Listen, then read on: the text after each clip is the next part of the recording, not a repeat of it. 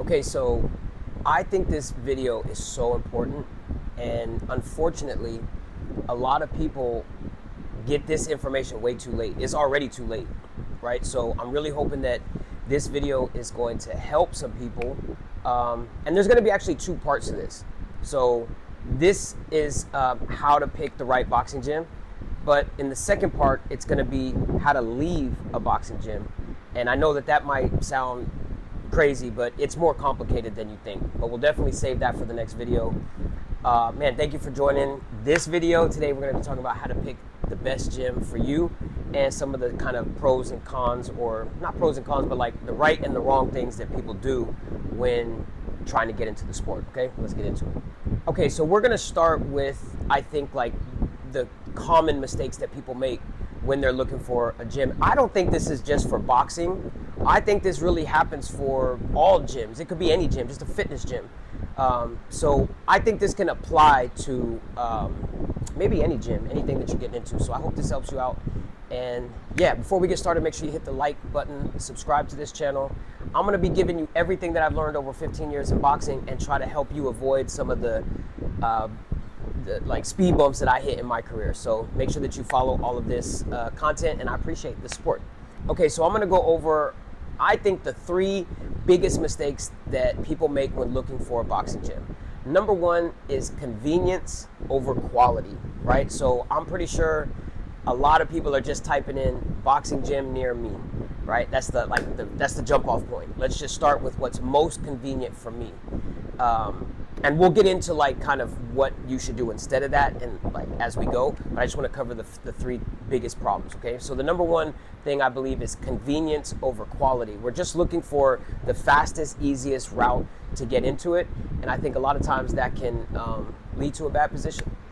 The second mistake I think people make a lot is what I call love at first sight. And remember, I'm talking to people that like necessarily don't know anything about boxing, or just try to get into it. So you walk into a place, you see a boxing ring, you hear the bell, you see bags, you kind of like, it kind of like checks off all the sensories. You can see it, you can smell it, you can touch it, and it's like, this is it. Oh, this is it. And you're excited, right? And you're pumped up, and it's like love at first sight, right? You think because it has those things, this is the right spot for you, or that you found the right gym. And it's just the wrong way to go, right? I'm not going to get too like philosophical about how that works also in life and how we make bad decisions, but it's just the wrong approach, right? I think that you could be at a place that has the most top-notch equipment and the poorest level of coaching.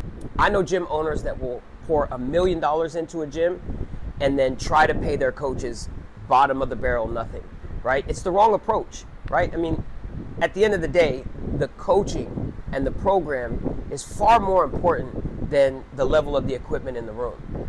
I know coaches who have built world champions with close to nothing, right out of their garages with a car in their garage. So it's not like something like this where they've converted the whole thing.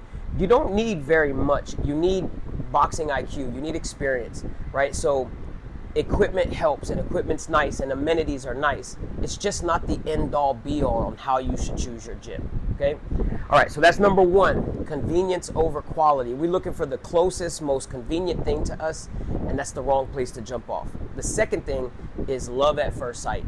That's walking into a gym and just hearing all the sounds and seeing the boxing ring and letting that be the deciding factor of whether or not you're in the right place. I think the third problem that people make is not asking enough information past how much does it cost and what's the schedule.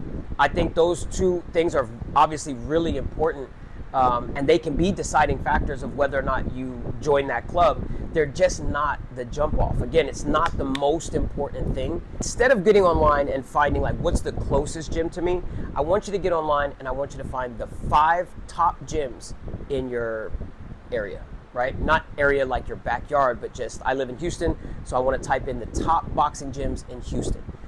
The reason why I want to start at the very top, the most expensive, the biggest, the nicest, whatever, is because I want something to be able to gauge when I walk into other gyms, not just what I've seen on TV, because there's no comparison. I don't know what it feels like. I don't know what it sounds like.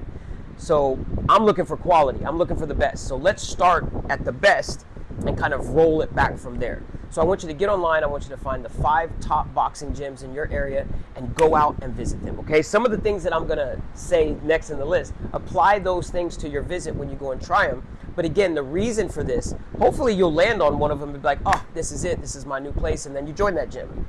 But if you can't, if it's too expensive, if it's too far, whatever the case is, you still have that marker of what you're comparing everything else to.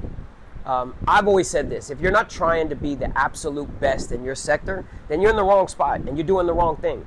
If you're looking for a gym and you want to get into boxing, you should want to be at the best gym possible, or else why are you doing it, right? So let's start there. Let's start with the 5 best gyms in your area. Let's get a marker of what we're looking for. Let's get excited about some things that we didn't know and like certain amenities, and then take that experience now into other gyms when you go in and look for it, okay? All right, so let's get on to number 2. Okay, when you go to visit a gym, I think the best thing to do is like set up a little plan, right? Get a little bit of a rundown of who you're gonna go look at, and call them and let them know that you're gonna come, right? Introduce yourself on the phone. Hey, I'm interested in coming to look at one of your classes. Is it okay if I come and sit in, okay? So I want you to go and I want you to sit in for an entire class. And what you're looking for is, first, because you don't know anything, right? I just want you to like kind of gauge the energy in the room and gauge the energy of the class. Look at the coach, right? Is he excited and energetic, informative, and really like dialed in and there? Or is he kind of just going through the motions? And I say this, guys, because you're gonna see it. Because I don't think it's just in boxing, I think it's all things. You have what I call like sit down coaches. They sit down, they tell you what to do, they point around, you have like kind of like coaches they're coaches, but they're also gym owners. And that's a very tough job, right? You're catering to a bunch of different needs and you're kind of all over the place. You have a lot of things to do. And so it's hard to really stay there and focus on that class when, you're a gym owner and a head coach at the same time. So there's a lot of variables to like the way the coach approached the class. And everybody's looking for something different, right? If punctuality is really important for you, then yeah, you're looking like, was everyone lined up and the coach wasn't there, or was the coach there on time, right? Look for the things that you like, or the things that will be a good fit for you, and just gauge the energy of the coach and the way that he approached the class. The second thing, as far as energy, is look at the energy of the class. How are the other fighters working with each other? Is there good team camaraderie? Are they giving high fives and daps in between the rounds? Are they even talking to each other? Is it a mixed group, ages and girls and boys, and like just kind of gauge the energy of the group and if they're connected with each other. I think it's really important to feel like you're a part of a team, and there's nothing worse, I think, this is my personal, but like to be in a packed room full of people and feel like you're alone. I don't like those rooms, and I feel like I'm in the wrong place like that, right? So you are looking for kind of a welcoming team thing. I'm not saying you have to, but that's what I'm looking for. I suggest that's what you find, right? Going into you find a big team like that, you know that you're gonna come into a situation where you're gonna have support. If somebody's gonna help you out, you can ask questions to other people, and that can really take your boxing far fast, okay? So sit in and check the energy of the class, check the energy of the room, the trainer, the other fighters, and how they interact with each other. The second thing to do while you're sitting there kind of checking the energy is I want you to talk to some of the parents. Now, I know this is weird if you're younger or if you're kind of like just young to talk to adults like that, but I promise you're doing the right thing. I promise. And when you do the right thing, you get the right result. The parent will understand what you're asking and appreciate it too. Anytime asking anybody in a gym about their program, it should be pretty transparent and open and comfortable to talk to you about it. So if you're with a parent, ask your parent to ask these questions. If not, ask these, right? But ask those other parents or people waiting, like, how long has your son or daughter been here?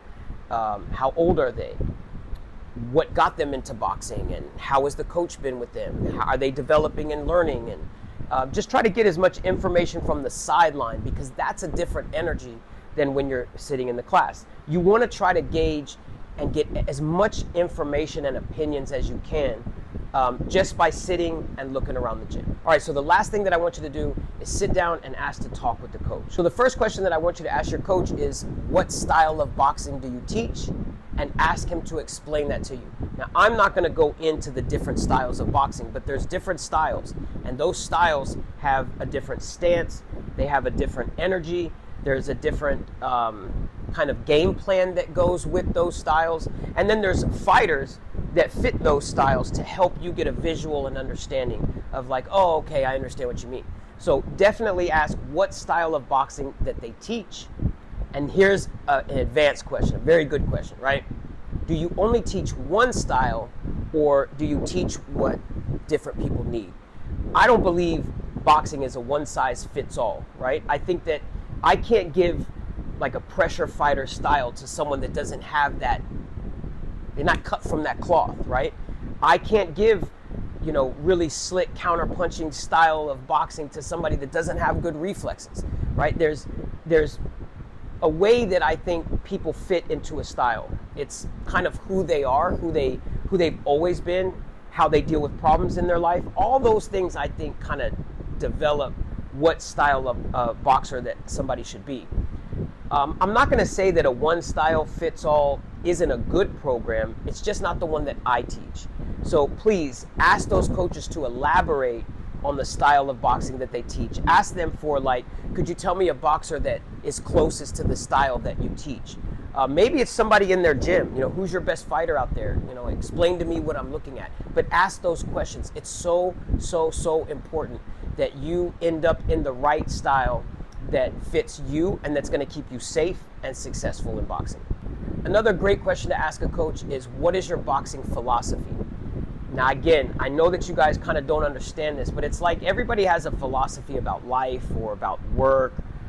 All of you were raised with some sort of philosophy in your house. So understanding what somebody's mind frame is and how they approach this game is a really big clue for you on what to expect going down the road. So I think it's really important to ask somebody, what their boxing philosophy is, because it's going to have a big role in how they teach you and what you learn. Okay, some more good questions to ask the coach is, where did you learn boxing? People have different opinions on whether or not a coach that boxed before should coach or not coach. There's many examples of great coaches who never fought before, and there's great examples of coaches who were great fighters and then became great coaches. My opinion is this: a great fighter does not always equal a great coach, and a great coach doesn't always equal a great fighter, right? I think there's reasons why we end up on certain sides of the ropes, okay? But we have all learned it somewhere. We all came up somewhere. Our information came from someone. And I think it's good to just get that information and connect and understand where they're coming from. And again, those connections, those questions and connections, they're going to help form a bond with the coach early. And I think that that's really important. Other things like why they chose boxing, what they love about coaching, and what coaching goals they still have. Listen, I know when I'm saying this, it can kind of feel like you're interviewing them. You are, and you need to understand that it's important that you know that going into it. Most people, when they try to sign up with me or my gym, they don't ask these questions. So I make sure to give them the information that I'm telling you about, because, and I also let them know, like, I may not be the best fit for you, right? This is the way that I coach, or this is the way that I teach. And I do recommend other places, or that they look at other places. I want them to be really sure when they're here, because they've made this informed decision. The last thing that I want to touch on, and it's what I offer all of the people that are joining me, is a free week. Most gyms will offer you a free class, but the truth is, I don't think you can learn anything from the first class. In the first class, it's like a fastball. You're fish out of water, right? You're uncomfortable. The workout's probably really hard, and you're probably struggling through that workout. It's like a blur, right? By the time it's over, you're just kind of like, yeah, great, it was cool. And you think you've checked off all the marks. You sweat, you're tired, you can feel it, like you're a little sore or whatever. You heard all the sounds, and then you're kind of out the door, and it's like this big blur of like it must have worked, right? So the first session is not, I don't think it's enough to gauge whether or not you should be there. That's like the throwaway session. That's the one where everything's all over the place and you can't remember anything at the end. I offer a week because as you progress through the week, that tends to come down. You start to make you're a little bit more aware, and you get a feel for like how you're responding to the class flow. I don't know, I guess maybe in some things I can be really complicated. It's not an easy thing to do. My approach sometimes can be slow for some people and not fast enough. So it's good for you to like get a feel of the flow. You're not going to learn boxing in a week, but you can learn, I guarantee you, if this program is going to work for me. I've always said this. The reason why I'll give you a week is because I guarantee you're going to stay. So in that free week, you have an opportunity to kind of go over, okay, how do I mesh with the gym and the other fighters in the gym? How am I connecting with the coach? I mean, maybe y'all talked on Monday and by Friday he doesn't remember your name and he doesn't talk to you and you haven't spoke to him at all and he acts like you're not there, right? You need time to find out, like, how does this thing work for me? I think every situation's a little bit different. I think think about what you're looking for. Think about your own history with other sports and other things, and use some of these tools to wrap up all that stuff, and just take your time. Don't rush in. It's a big commitment, especially if you plan on doing this for a long time. So don't feel bad about asking questions, taking time, and I'll be honest, man, listen, you should be doing this about the job that you apply for, the girlfriend or boyfriend you choose in your life. Like, you got to be able to have some information to make an informed decision, you know, if you plan to be there for a long time. I hope that this has helped. This is kind of a random video. This came up because I've been dealing with this a little bit with what you'll hear in part 2, right? People wanting to leave their gyms. And also, just like I say, when people come here to train with me, they don't always ask these questions. So I just thought I would sit down and make a quick video. Again, all my videos are to try to help you guys.